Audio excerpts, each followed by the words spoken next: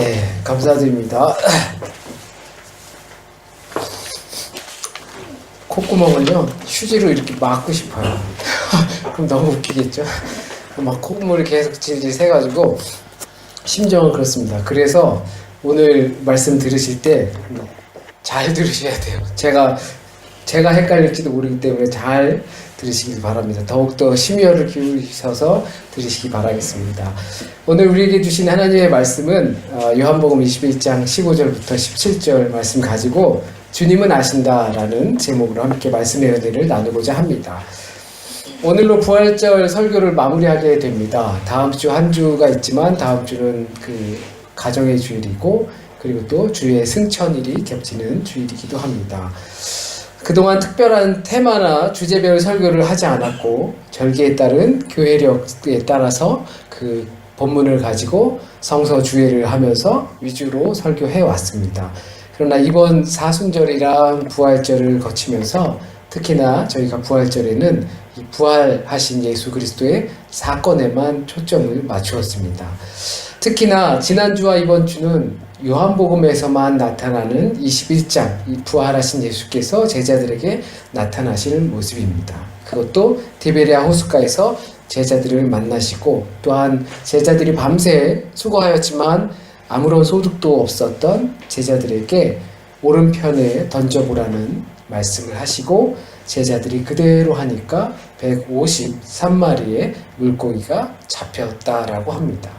그리고 그물이 그렇게 많은 물고기가 잡혔는데도 하나도 손상되지 않았다라는 사실입니다.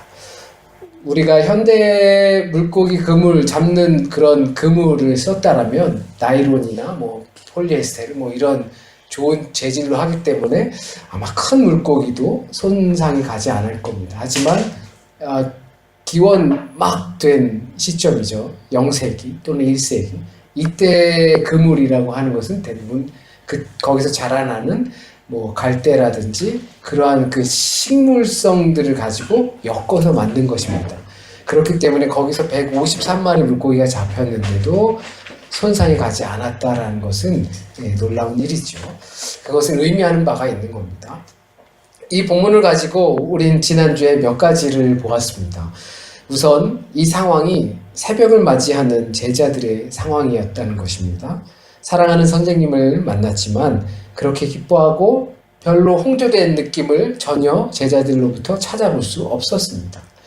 게다가 그 만난 제자들의 이름이 거론된 그 제자들은 특별한 경험이 있었던 제자들입니다. 도마라든지 베드로라든지 아니면 나다나엘이라든지 이 사람들은 예수님과의 만남에 있어서 특별한 경험들이 있었습니다. 그런 그들이 새벽 안개를 맞이하는 듯한 상황 속에서 주님을 만난 것입니다. 그들의 상황을 표현하는 것이죠. 새벽 안개를 맞이하는 그 상황. 앞이 보이지 않는 상황인 거죠. 놀라운 시간들을 그들은 3년 동안 또는 어느 한 시점을 보냈지만 그들의 경험은 조금도 자신들을 변화시키지 못하고 그 이전의 모습과 같은 상황입니다. 놀라운 시간을 보냈고 경험을 했지만 그들은 그 경험을 하기 이전과 전혀 다르지 않은 물고기 낚는 자기의 자리로 돌아가고 말았습니다. 밤새서 수고하였지만 특별한 어떤 결과도 없이 날만 샌 꼴입니다. 지치고 이것도 저것도 안 되는 상황입니다. 호수에는 안개가 가득합니다. 앞이 제대로 보이지 않고 더 이상 물고기는 잡힐 것 같지 않습니다. 괜히 거기서 물질하며 시간만 보내는 것 같습니다. 그러나 그런 그들에게도 주님께서는 다시 찾아오십니다. 다시 사신 주님을 그들은 만났었지만 그런 과정 속에서도 주님을 다시 찾아오십니다. 그리고 배 오른편에 그물을 던지라 하십니다. 밤새 그물을 던졌다면 오른편이고 왼편이고 수도 없이 던지고 또 올리고 했을 법도 한데 말씀에 의지하여 그물을 던집니다. 우리는 우리가 맞이한 삶의 상황 속에서 오른편이 되었던 왼편이 되었던 중요하지 않고 주님의 말씀에 의지하는 것이 무엇보다 중요하다는 것을 느꼈습니다. 우리가 어떠한 결과를 얻고자 할 때 노력하는 것은 여러 가지 방법을 통해서 온갖 것을 다 할 수 있었겠지요. 누구의 도움, 나의 도움, 나의 노력 또는 어떤 수단과 방법 다 오른편이고 왼편이고 다 동원하게 됩니다. 얻고자 하면. 하지만 제자들이 빈손으로 있었던 것처럼 우리는 그러한 결과는 어디에 달린, 내 노력에 달린 것이 아니라 주님을 의지하는 데 달렸다는 것을 보았습니다. 우리에게 어떠한 결과가 있고 없고는 방향이나 방법이 아닙니다. 무엇을 의지하는가입니다. 하지만 그렇게 놀라운 경험을 했어도 그 의지하는 방법을 잊어버리기는 마찬가지입니다. 인간은 그렇게 이 제자들처럼 안개가 자욱이 깔리고 그리고 배에는 수고의 덕보다는 아무것도 없는 그 빈 배로 호수를 지나가고 있는 그 제자들에게 말씀해 주는 것이죠. 의지하는 방법을 아무리 놀라운 경험을 해도 자꾸 잊기 마련이라는 것입니다. 그래서 주님 찾아오십니다. 주일 예배를 통해서 매일 묵상을 통해서 개인적인 경건 생활을 통해서 무엇을 의지해야 할지 주님은 알려주시는 것입니다. 그렇게 주님께서 우리를 찾아오신 것입니다.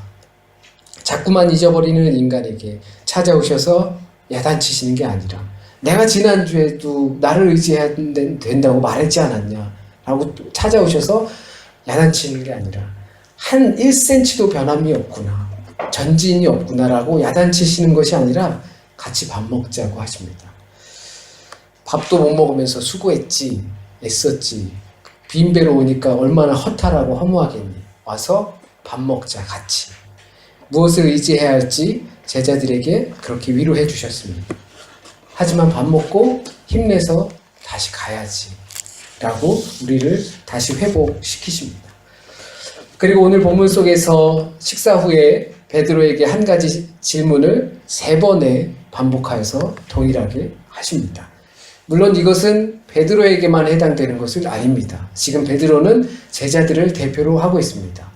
그리고 이 제자들을 대표하는 이 모습은 우리를 대신해서 나타나는 것입니다. 그렇기 때문에 베드로에게 향하신 예수 그리스도의 이 질문은 우리에게도 동일하게 하시는 질문입니다. 다시 사신 예수께서 실패와 좌절에 처한 제자들에게 나타나셔서 하시는 질문입니다. 여러 가지 모양과 방법으로 자신의 삶을 살아가고 있는 우리에게 동일하게 하시는 질문입니다. 왜 질문하시는가? 베드로에게 그 질문을 하시고 답변을 이끌어내서 베드로를 베드로답게 하시려는 겁니다.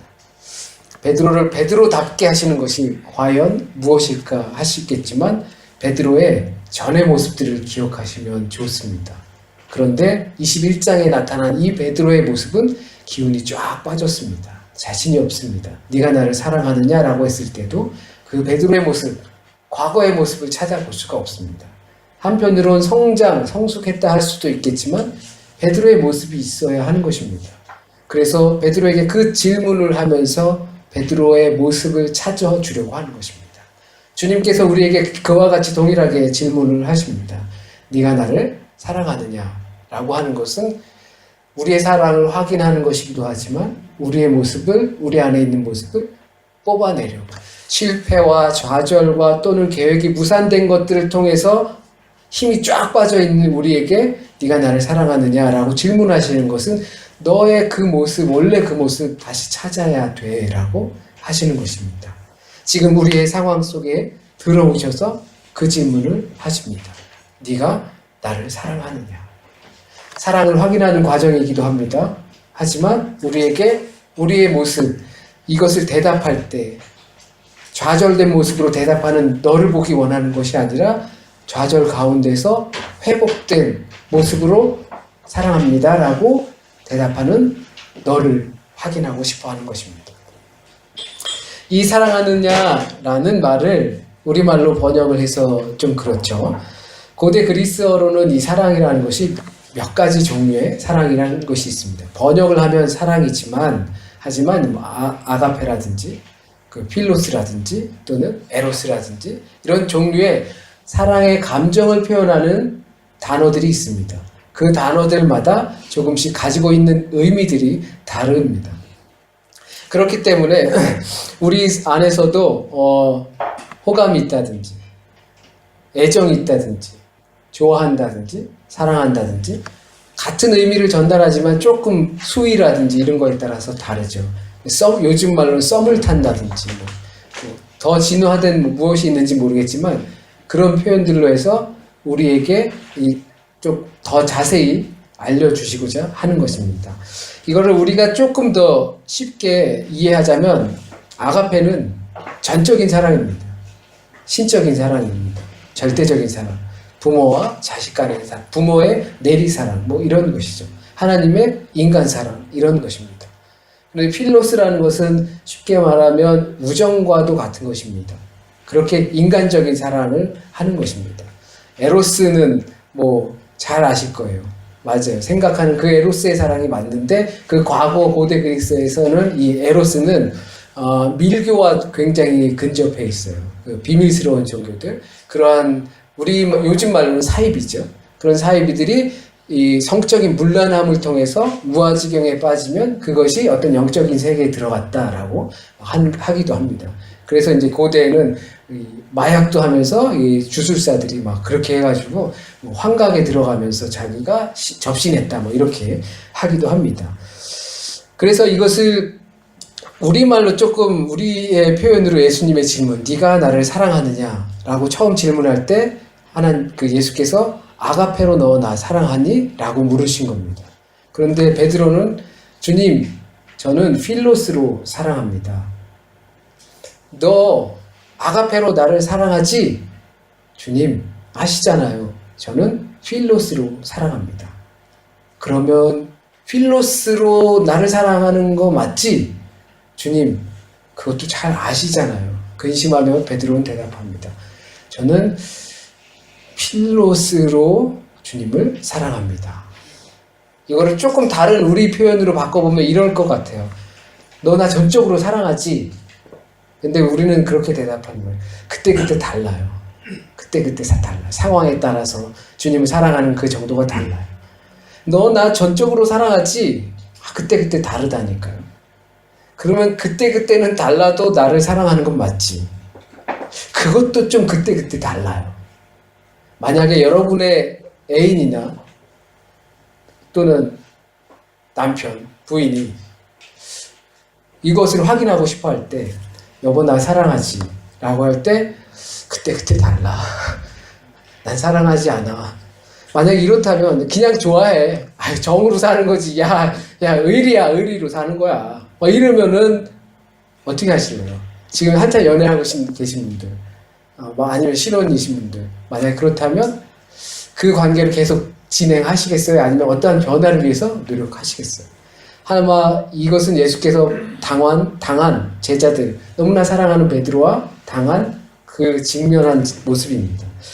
요한복음에서는 물론 이 아가페적인 의미, 필로스적인 의미, 그리고 에로스적인 의미를 혼재돼서 사용했어요. 그러니까 아가페적인 사랑을 묻는 것 같은 때에도 필로스라고 사랑을 표현하기도 했고, 필로스적인 상황에서 아가스적인 표현으로 바꿔가면서 막 사용했어요. 그러니까 여기서 묻는 이 질문이 우리가 생각하는 그런 딱 아가페, 너 나를 절대적으로 신적인 사랑을 하지라는 질문이 아니다 라고 할 수도 있습니다. 이 전체적으로 보면. 그러나 요한복음 21장은 지난주에 말씀드린 것처럼 조금 특별합니다. 떼놓고 그 상황적인 판단을 하는 게 제일 좋습니다. 그리고 예수께서는 베드로에게 동일하게 아가페 질문을 합니다. 근데 베드로는 아주 강골인가 봐요. 절대 흔들림 없이 저는 무조건 필로스로 사랑합니다. 필로스적인 사랑을 합니다라고 고집을 피웁니다. 그렇다면 이 상황에서는 서로 대치되는 거죠. 의미하는 바가 정확히 있다라는 겁니다. 그렇기 때문에 예수께서 베드로에게 물어볼 때 너 나를 절대적인 신적인 부모와 같은 그러한 사랑을 하지? 라고 물어본 것이다 라고 보는 게 좋습니다. 요한복음 다른 데에서는 혼재되어서 사용할 수도 있지만 거기에 대해 베드로는 끝까지 나는 필로스입니다 라고 고집하는 상황으로 볼 때 분명한 그 원래적 의미를 사용한 것이다 라고 봅니다. 이 질문을 우리에게 그대로 하시는 것입니다. 그렇기 때문에 우리는 이 부분을 따지고 들어가야 합니다. 주님께서 나에게 아가페적인 사랑을 물으셨다라는 것. 그러나 나는 베드로처럼 변함없이 아주 고집 있게 필로스로밖에 사랑할 수 없습니다라는 것을 대답하고 있다는 것입니다. 지난주 제자들의 상태를 설정한 것을 기억하시기 바랍니다. 온갖 방법을 다 동원해 봤을 거고, 그런데 어느 것 하나 제대로 통하지 않았던 상황입니다. 제자들의 상황은 물고기를 낚는 상황에서 아무런 결과가 없었지만 그들의 상황, 거기에 가 있게 된 상황은 추측하건대 주님을 다시 사신 것을 보고 복음을 막 전하면서 다녔지만 그들에겐 아무런 성과도 없이 다시 갈릴리로 가서 어부질이나 하자라고 하면서 그 자리에 있어서 했다라는 겁니다. 그런데 그동안 했던 어부질인데 이제 어부질이나 하면서 먹고 살자라고 했을 건데 어부질을 했죠. 그런데 배는 텅 비었어요. 자기가 잘할 수 있을 거라고, 그나마 이걸로 먹고 살아야겠다라고 그런 심상일 테지만 아무것도 소득이 없는 상태입니다. 그 상태에 예수께서 우리에게 물으시는 겁니다. 각자의 삶들을 열심히 사시겠죠. 예수님을 따라서 사는 것, 어떤 신앙적 성과를 위해서 사는 것, 그런데 그게 별로 눈에 띄지도 않고 보이지도 않고 얻는 것도 없는 것 같고, 그래서 그것은 일단 접고 내 앞에 닥친 삶이라도 좀 성과 있게 열심히 살아보자 라고 했을 때 여러분의 삶이 이 빈 배와 같은 상황이라는 겁니다. 그때 주님께서 물어보시는 겁니다. 네가 나를 사랑하느냐? 네가 나를 전적으로 사랑하느냐? 예수 그리스도의 이 질문에 우리는 여러 가지 생각에 잠길 수 있습니다. 과연 나는 뭐라고 대답할 수 있을까? 맡겨진 사명이나 신자로서의 삶을 팽개치고 과거 선생을 만날 때 팽개쳤던 그물을 다시 잡고 있는 나라면 예수께 무엇라고 대답할 수 있을까? 과연 베드로처럼 주님 저는 필로스로, 그래도 필로스로 사랑합니다 라고 대답할 수 있을까? 실패를 경험하기 전 베드로였다면 아마도 불같이 주님 제가 당연히 아가페로 사랑해야죠. 그럴 수 있습니다. 목숨이 끊어지는 한이 있어도 제가 주님을 아가페로 사랑할 것입니다. 라고 대답했을 것입니다. 예수께서 베드로에게 이 질문을 하고 하는 이유가 베드로의 그 모습을 다시 베드로답게 하기 위해서입니다. 이번엔 주님을 제 사랑을 아시잖아요 라고 조금 힘 빠진 모습으로 대답할 수밖에 그는 없었습니다. 왜냐하면 그 앞에는 숯불이 펴져 있었습니다. 그리고 그는 3번의 질문을 당하였습니다. 3번의 질문과 숯불, 그에겐 아주 아픈 기억입니다. 예수께서 잡히시던 날 밤에 대제사장 가야바의 집 앞마당에서 숯불을 피워놓고 거기에 모여있을 때 사람들이 베드로에게 3번 질문을 했습니다. 너 예수 그 제자 아니야? 아 맞네 너 예수 제자 쫓아다니고 막 그 사람 본 것 같은데? 야 너 맞지? 아니야 나 아니야 절대 아니야 확 혼난다 막 이렇게 했던 그러한 상황입니다. 숯불 앞에서. 그와 같이 동일하게 베드로는 너나 하나님을 사랑하듯이 하나님의 사랑으로 나를 사랑하니? 라고 묻는 겁니다. 힘이 빠질 수밖에 없죠. 그때 상황이 생각났을 것입니다. 네가 나를 사랑하지? 주님 제 사랑 아시잖아요. 옛날엔 그랬는데 지금은 뭐라고 대답할 수가 없네요. 네, 그렇습니다. 우린 이렇게밖에 대답을 못합니다. 과거에 그렇게 혈기왕성하게 했을 때도 우린 있었겠죠. 하지만 우리는 베드로와 같이 침체된 상황으로 그 정도로밖에 대답할 수 없습니다. 주님, 제 사랑의 수준을 아시잖아요. 그런데 우리의 대답은 베드로와 같이 근심에 쌓여 있습니다. 적어도 사랑하는 마음만이라도 유지하고 싶은 거죠. 포기할 수 없는 겁니다. 너 나 사랑하니? 절대적으로 사랑하니? 라고 물었지만 그렇게는 대답할 수 없지만 내가 주님을 사랑합니다 라는 이 마음, 지금 어떻게 증거를 댈 수도 없고 표현할 수도 없지만 이 마음만큼은 지키고 싶은 겁니다. 가끔 그런 경우가 있다죠. 오랜 연애 하시다가 보면 하다 보면 이렇게 소원해지고, 그래서 근데 사랑하는 건 맞는데 처음에 만날 때처럼 뭔가 큰 설레임은 없어요. 그러다 보니까 이런 질문이 서로 오갈 때 이 사랑은 유지하고 하고 싶기 때문에 그렇게 꼭 붙잡는 상황이 드라마나 영화나 보면 있다죠. 베드로는 그런 겁니다. 주님 사랑하는 감정이 있어요. 근데 아가페로 너 나를 절대적으로 사랑하니라고 물어보니까 대답할 수 없어요. 왜? 내가 주님을 버렸었거든요. 그리고 또 좌절해가지고 지금 물고기나 낚아야지 하고 와 있는 상황이에요. 하지만 그 사랑을 버리고 싶지는 않아요. 주님을 사랑하고 싶어요. 그 마음속에서 베드로는 주님을 향한 사랑을 붙잡고 있는 겁니다. 이것이 어쩌면 베드로를 향한 시험처럼 들렸을 것입니다. 예수께서는 베드로의 그 연약한 모습을 들춰내셨습니다. 쓰라린 환부를 드러내시고 직접 보게 한 것입니다. 거울을 들이밀고 너의 모습이 지금 좀 이래. 베드로는 그때처럼 호언장담할 수 없었습니다. 자신을 이제 알게 되었기 때문입니다.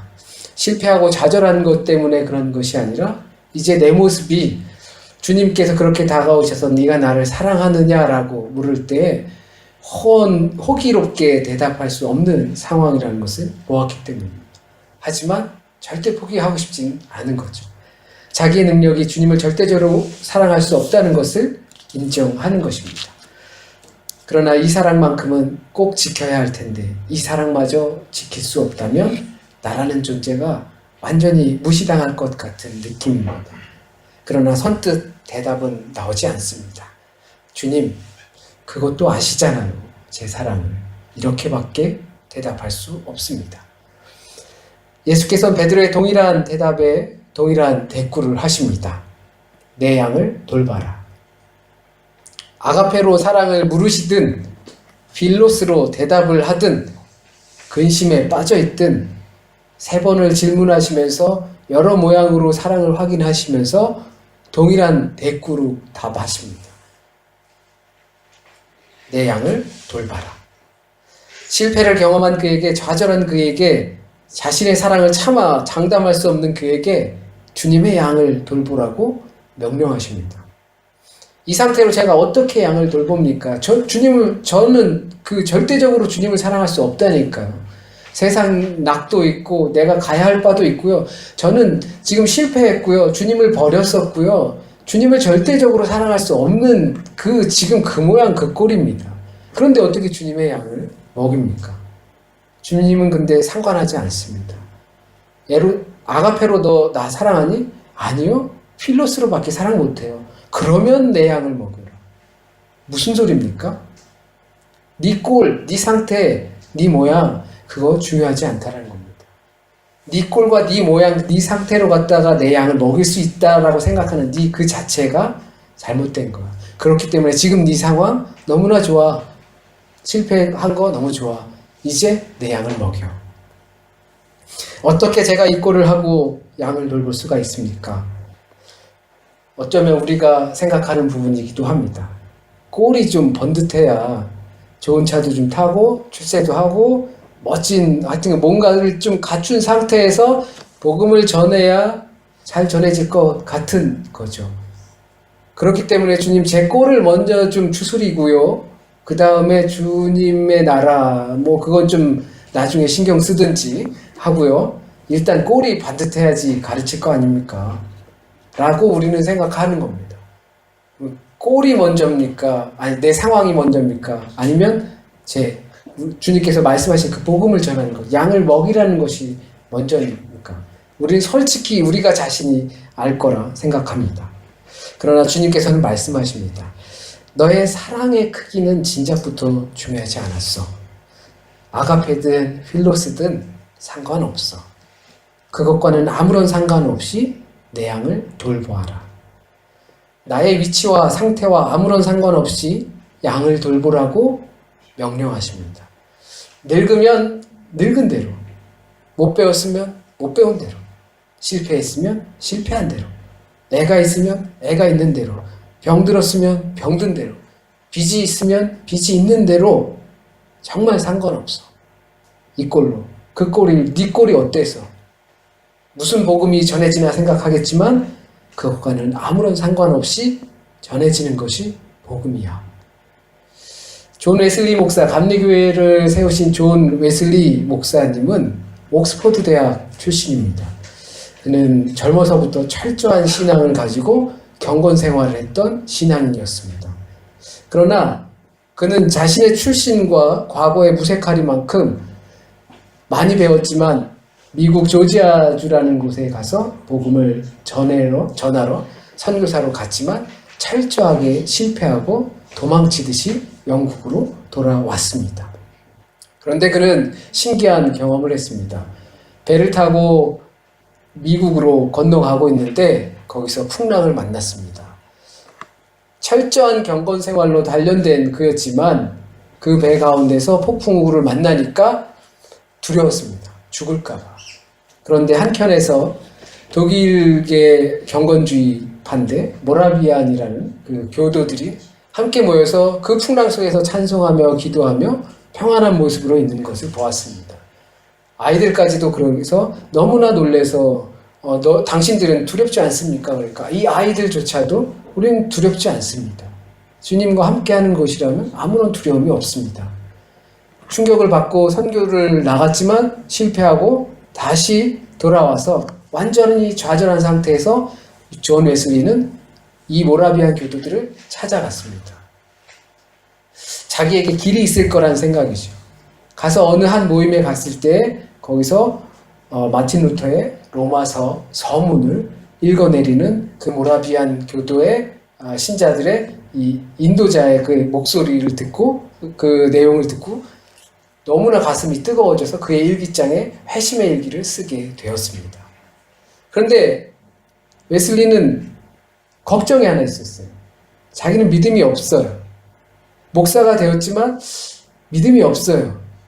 안 될 것 같아요. 꼴은 좋아요. 옥스퍼드 출신의 아주 많이 배웠고 가정도 아버지도 성공의 목사님이고 그런데 꼴은 좋지만 자기 안에 믿음이 없어요. 그래서 인도자 모라비안 신자들의 인도자를 찾아가서 제게 믿음이 없습니다. 그런데 제가 어떻게 설교를 할 수 있습니까?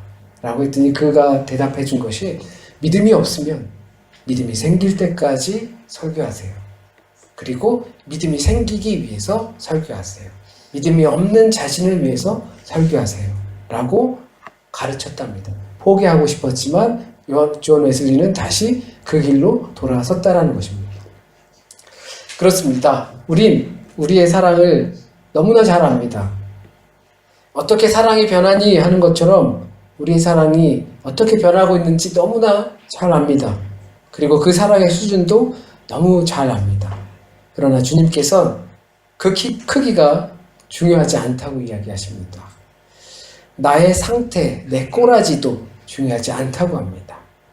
내가 주님의 양을 돌보는 것을 잊지 않는 것, 그것이 중요합니다. 밥 먹고 힘내. 그래도 해야지. 네가 나를 사랑하느냐? 그럼 됐어. 내 양을 돌보라. 너의 상태는 중요하지 않아. 주님께서 2018년 부활절을 맞이고 또 부활절을 마치면서 우리에게 던지는 질문이십니다. 네가 나를 사랑하니? 주님은 알아. 주님은 아시죠. 내 사랑의 수준을. 그래. 그럼 됐어. 내 양을 돌보아라. 너의 상태는 내게 중요하지 않다. 함께 기도하시겠습니다.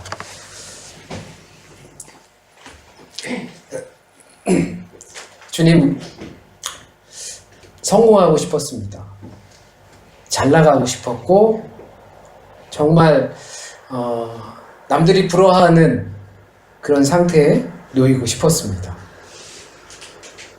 그러나 그 안에는 주님을 의지함이 없었습니다. 주의 복음이 먼저 되지 못했습니다.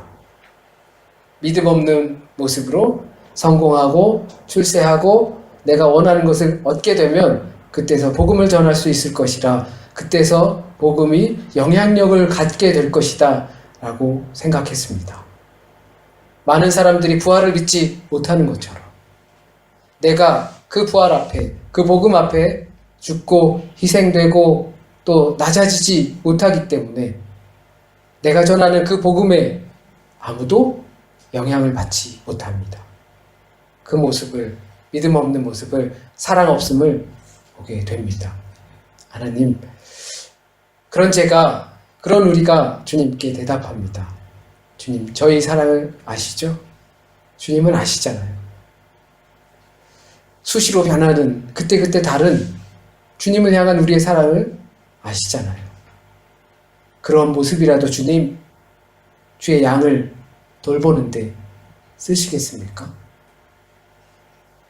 꼬라지도 형편없고 또한 아무런 영향력도 없는 이런 우리의 모습을 갖다가 쓰시겠습니까? 그렇다면 주님, 우리를 써주십시오. 그리고 우리가 주님 안에서 회복되기 원합니다. 그래서 주님을 사랑하는 마음, 이것만큼은 놓치지 않기 원합니다. 우리의 마음이 또 그때그때 달라지고 왔다 갔다 하더라도 주님을 향한 사랑의 이 마음만큼은 놓지 않기 원합니다. 증거를 댈 수도 없고 또한 아주 깊은 확신으로 그것을 장담할 수도 없지만 주님을 향한 이 사랑만큼은 놓고 싶지 않습니다. 주님, 우리를 끝까지 인도하여 주시고 이런 모습이라도 우리를 쓰기 원하신다면 주님 사용하여 주시옵소서. 혹시라도 오늘 전한 말씀 가운데 잘못 전해진 말씀이 있다면 주께서 오늘 우리에게 주시고자 하신 말씀만 남게 하여 주셔서 뿌리 내리게 하여 주시고 또 열매 맺게 하여 주시옵소서. 한 주간의 삶도 주님께 맡깁니다. 하루하루 살아가면서 주님을 더 깊이 묵상하고 의지하기 원합니다. 주님의 모습으로 날마다 거듭나기 원합니다. 때론 실패하고 좌절한다 하더라도 그것을 밟고 주님의 손을 붙잡고 당당히 일어설 수 있도록 주님 인도하여 주세요. 그러한 한 주간 될 수 있도록 인도하여 주세요. 아픔 가운데 또 육체적인 몸의 연약함 가운데 또는 세상에 비교해 볼 때 연약할 때에도 우리가 주님과 함께함으로 당당히 일어설 수 있게 주님 인도하여 주세요. 모든 말씀 우리 주님 예수 그리스도의 이름으로 기도드립니다. 아멘.